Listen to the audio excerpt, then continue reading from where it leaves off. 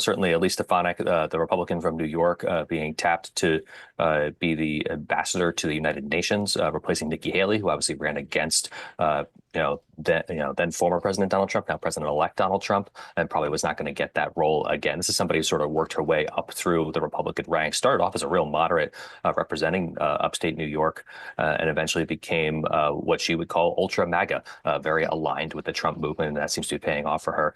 All of Trump's Senate confirmable appointees will need to go through the Senate confirmation process. However, he's been asking the next Republican leader, whoever that might be, whether it's John Thune, John Cornyn, Rick Scott, to kind of waive that process entirely and allow him to install cabinet and other appointees through what are called recess appointments, which are allowed under the Constitution. It remains to be seen whether Congress would allow that procedure, that expedited procedure.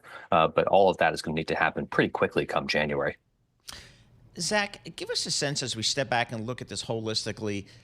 How much of a red sweep has it been for the Republicans? And in fact, what can President Trump get done here, given that he has control of the Senate, appears to be at or close to control of the House?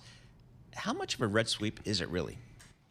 I mean, the fact that Trump was able to carry all 7 battleground states with the addition of, I believe, Arizona late last night or early this morning certainly indicates that this was a Republican, maybe not a wave, that we're sort of past the era of wave politics. The fact that we're talking about a Republican victory potentially in the House, that'll be determined by just a handful of votes, just given the fact that gerrymandering and partisan sorting, people voting with their feet to places like California or Florida, depending on their politics, really makes it hard for either party to win the kind of results that we saw back in the day where, Reagan would be able to win 49 out of 50 states without batting an eyelash. But certainly the fact that Trump will come into power, certainly with a Republican-controlled Senate, means wonders for his efforts to overhaul the federal bench. He'll be able to appoint judges not just to the Supreme Court, but also to lower appellate courts and federal district courts, some of those benches that make up the vast majority of federal litigation. Talk to us about Treasury Secretary Howard Lutnick. Is it going to be John Paulson, Glenn Youngkin, Scott Bessent? If you're a betting man, where do you place your bet? It entirely depends on not just obviously who Trump wants as his Treasury Secretary, to be the primary ambassador for the American economy overseas, as Janet Yellen has done, but certainly what the market will bear in the Senate.